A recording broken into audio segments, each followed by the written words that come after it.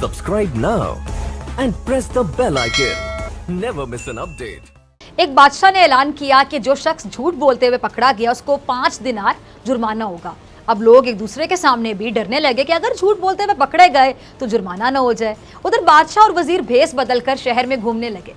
जब थक गए तो आराम करने की गर्ज से एक ताजिर के पास ठहरे। उसने दोनों को चाय पिलाई। बादशाह ने ताजिर से पूछा, तुम्हारी उम्र कितनी है? ताजिर ने कहा कि 20 साल। तुम्हारे पास दौलत कितनी है? ताजिर ने जवाब दिया 70,000 दिनार। फिर बादशाह ने पूछा, तुम्हारे बच्चे कितने हैं? ताजिर ने जवाब दिया कि सिर्फ एक बच्चा। अब वापस जब आए बादशाह तो आकर उन्होंने सरकारी दफ्तर में ताजिर के कवाइफ और जायदाद की पड़ताल की तो उसके बयान से मुख्तलिफ निकली। बादशाह ने ताजिर को दरबार में तलब किया और वही 3 सवालात दोहराए। ताजिर ने वही जवाब दिए।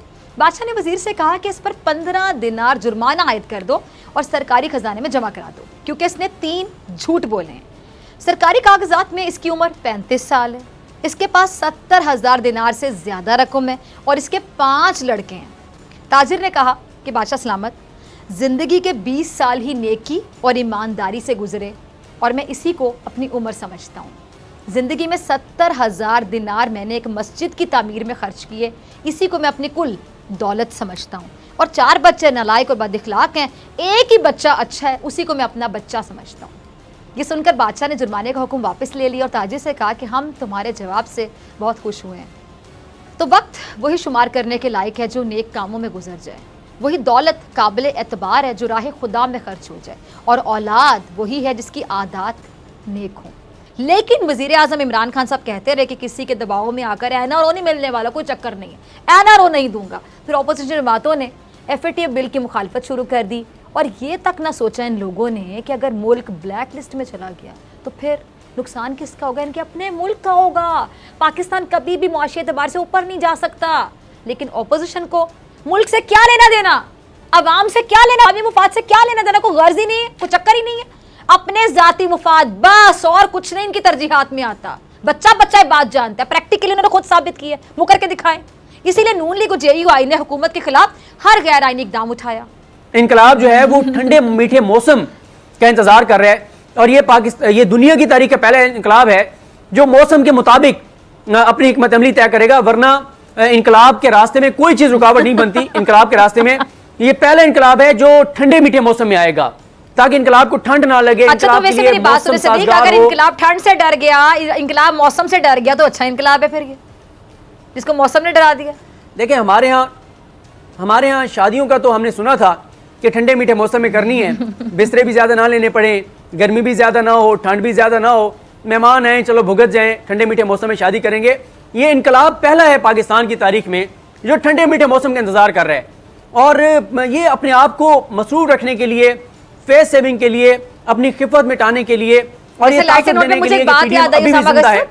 ये इनकलाब की बात करें, ठंड की बात करें, हमारे अक्सर कहा जाता है, मर्द हजरात तो बड़ी तनकीद करते हैं खवातीन के फैशन पे, आप लोग भी शायद करते होंगे कि जी खवातीन को ठंड नहीं लगती, खवातीन तो सर्दियों में भी हाफ स्लीव बाजू पहन के बड़ा फैशन करके आ जाती है, ठंड नहीं लग रही, मर्द हजरात ने कोट वगैरह पहनना होता है। तो इस इनकलाब से तो हिम्मत खवातीन में है कि वो सर्दियों की शादियाँ अटेंड कर लेती, इनको ठंड नहीं लगती।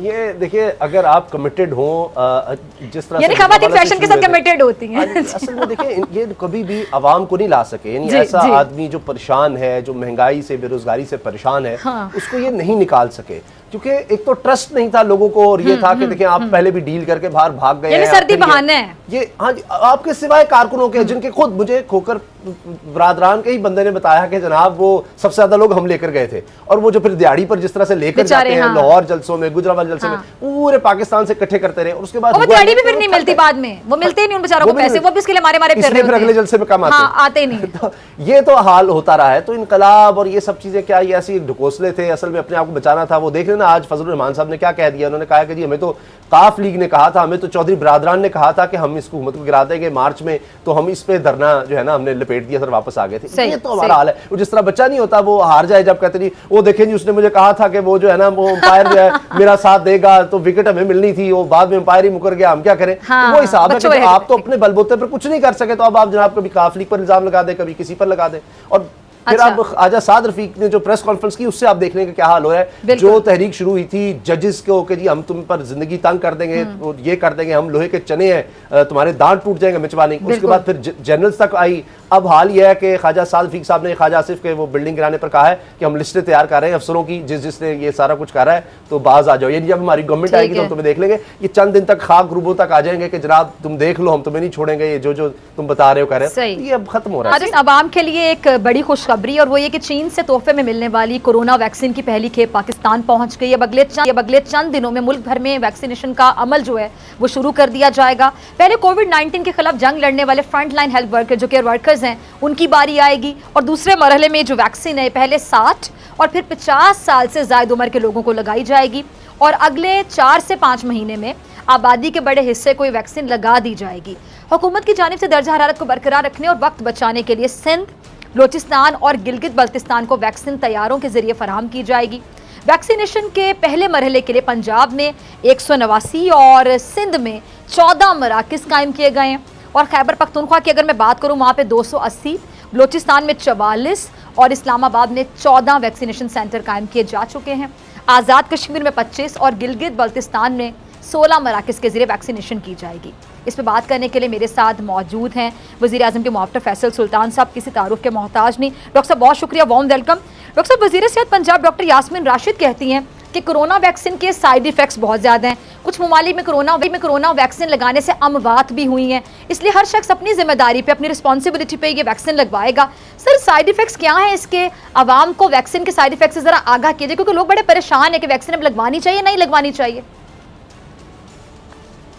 चाहिए जी, मेरे ख्याल से उनकी बात शायद लोग प्रॉपर्ली या समझ नहीं पाए, या शायद वो प्रॉपर्ली कम्युनिकेट नहीं हुई। तो बहुत ज़रूरी है कि हम जो इसका बचाव का एलिमेंट है उसको अपने सामने रखें, और हमारे माशरे के लिए मजमूई तौर पे, और हमारे लिए इनफरादी तौर पे, और हमारे ख़ानदान और अपने अजीज़ व अकारिब के लिए बहुत ज़रूरी है कि हम इस बीमारी के बचाव में शामिल हों इस वैक्सीन के ज़रिए।